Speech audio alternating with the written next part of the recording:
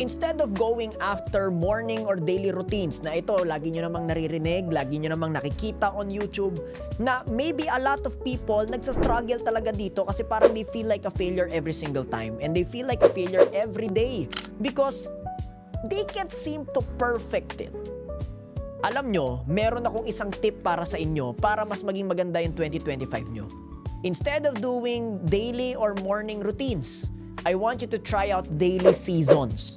Every 5 minutes, every 10 minutes, meron kang ginagawa.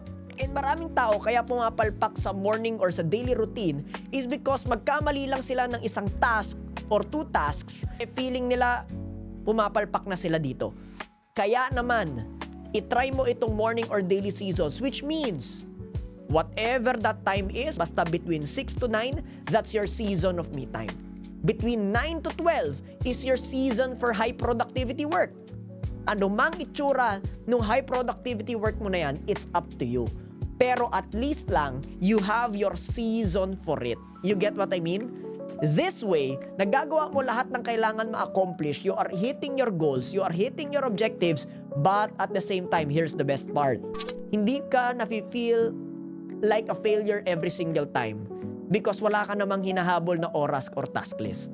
Kaya naman, try mo ito and then ibalita mo sa akin, how has it helped you this year? Comment them down on the comment section below.